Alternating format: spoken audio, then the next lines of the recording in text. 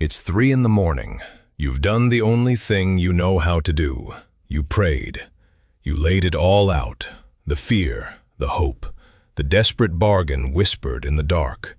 And in return, the slow drip of a machine, the tick of a clock on the wall. Is this what an answer sounds like? This quiet is not peace. It's a weight, a space where a presence should be. You did everything you were told. You believed. You served. You kept the faith when it was hard. So why, when you need it most, is the only reply an echo in an empty room? This is not a new problem. It is the paradox that haunts the most devoted. The strange, true story that the people who give their whole lives to God often feel the most abandoned by Him. Does it mean He isn't listening? Or worse, doesn't care? Or the most terrifying thought of all, have you been praying to nothing all along? This is not an essay with easy answers. There are none. But it is an honest investigation into that silence. We will sit with the question, because millions like you are sitting with it right now. But the feeling of abandonment is not the whole story. It is the aftershock of a deeper crack. You see, her life was a testament, a story told about a God who provides. Her marriage, her children, the way she ran this house, it was all an act of faith. Faith wasn't a Sunday hobby. It was the load-bearing wall of her world. When sickness came, the story was supposed to hold. When loss arrived, the story was meant to be the comfort. But the comfort was quiet. The presence was not there. And the question that rises is not just, where are you? It's, was it all a lie? Was the strength she thought came from above just her own grit, mistaken for grace? To lose faith is one thing. To suspect you never had reason for it is another.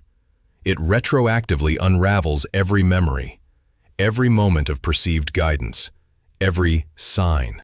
Suddenly, you are not a pilgrim on a hard road. You are a fool who followed a map to nowhere. This is the true stake, not just a loss of comfort, but a crisis of the entire self. This problem isn't new. It's as old as belief itself. And for millennia, our traditions have offered radically different ways of surviving this very crisis. That crisis, of a map leading to a dead end, is ancient. But the problem is, the maps don't agree. You are not the first. This feeling of abandonment has 1,000 names. The Desert Fathers, monks who sought God in extreme solitude, called it acedia. Not sadness, but a spiritual dryness so total it felt like a noonday demon draining all meaning. Their answer was not to run, but to stay. To endure it in your cell until the emptiness transformed you. Turn. But another path offers the opposite advice. It demands you scream. The Psalms of Lament are not quiet. They rage. They accuse. They demand an answer from a silent God.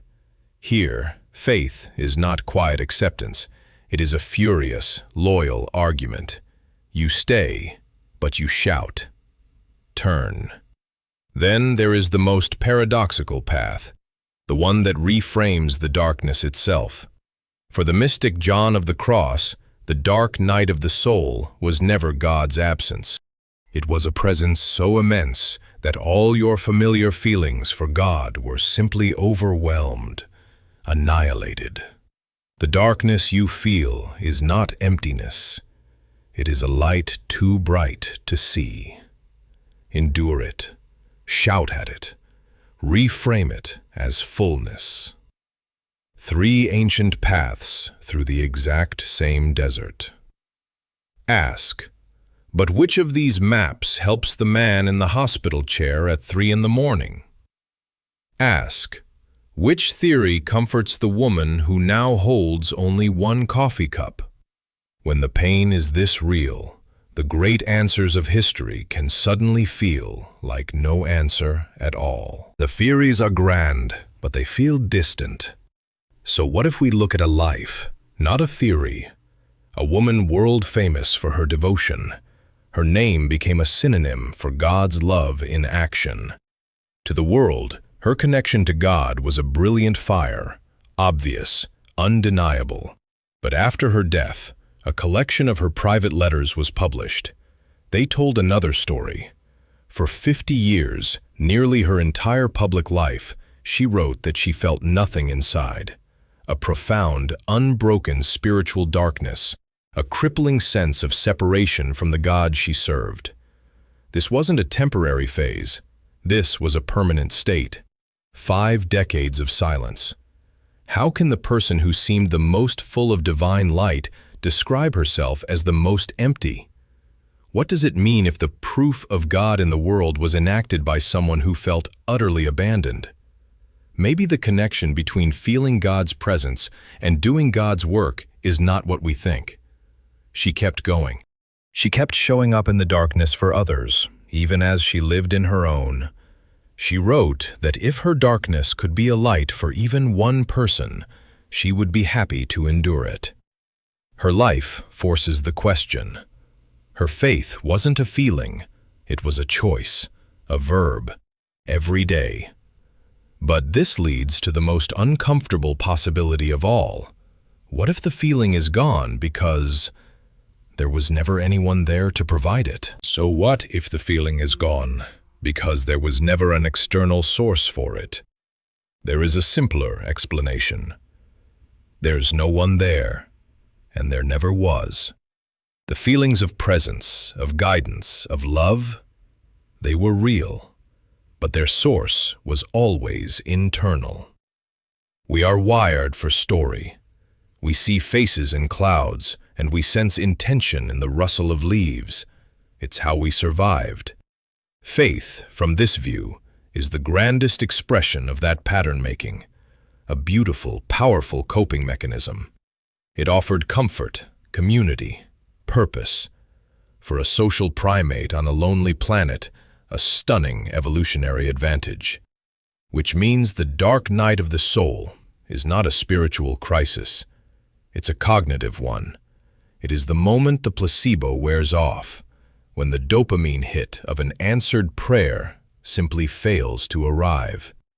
And the most devoted are the most vulnerable. They built the most elaborate internal systems. They pulled that lever the most. When the system breaks, the silence is deafening. Because for the first time, you are hearing what is actually there. Nothing. This is a bleak thought, a cold one. But it is not a cruel one. It is simply a possibility. It asks nothing of you. It offers no comfort, but also no false promises. The universe is indifferent, and you are free. If this is true, then the question is no longer, why is God silent? The question becomes, if I am truly alone, how do I find the strength to get up and walk out of this room? So, we stand at an impasse. We cannot prove we are alone in this room. We cannot prove we are not. And to spend a life trying to guess the right door is to live a life in the hallway, never choosing a room. The ancient story of Job, the ultimate righteous sufferer, is built entirely on this very shift. He lost everything he loved. He sat in the dust. And he demanded of the universe one thing, a reason. In the end, God answers by not answering the question. There is no reason given. There is only a whirlwind. The answer was a presence that didn't explain the pain, but was vast enough to hold it. Not a reason, a relationship. This is a move other ancient traditions learned to make. When you cannot change the answer, you change the question.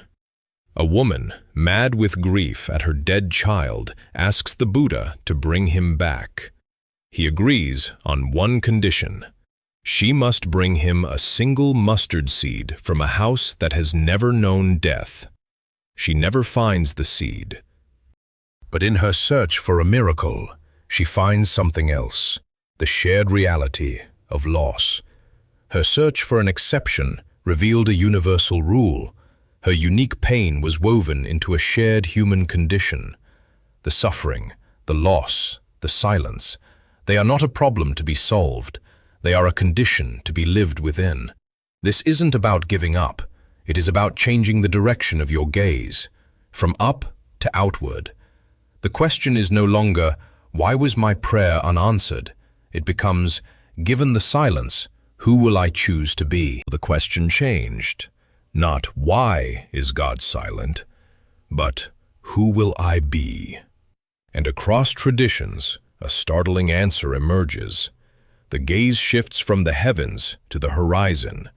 The energy once spent shouting at the sky is channeled into the world.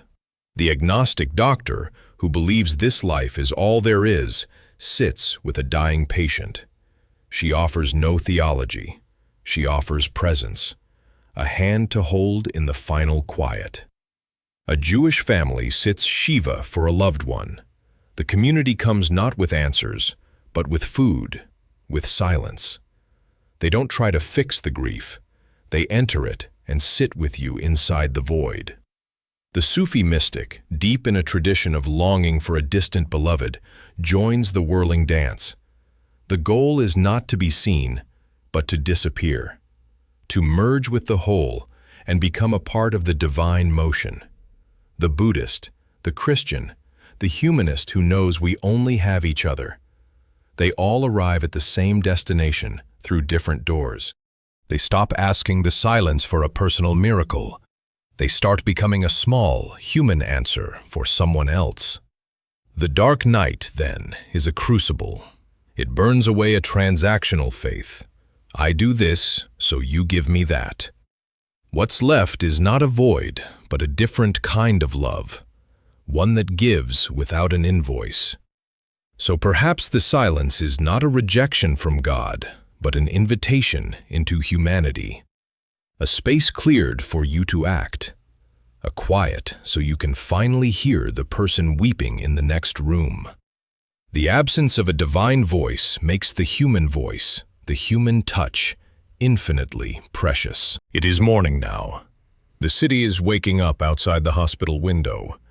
You're standing at the door of that same room. You have been through the night. The silence you came in with is still there. It hasn't changed, but you have. The question was never going to be answered with a voice from the clouds. Maybe the silence was not an absence you were meant to endure. Maybe it was a space you were meant to fill. You came here with your hands clasped tight, holding a question for God. You leave with your hands open, carrying an answer for the world. The felt absence is not rejection. It's the place where belief stops being a transaction. It is the space where love is no longer a plea, but a practice.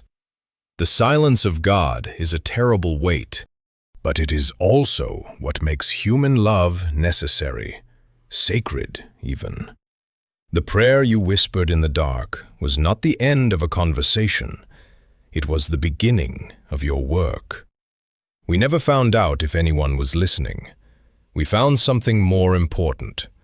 We are the ones who must respond. So, what is the weight the silence has placed in your hands? And what will you do with it now?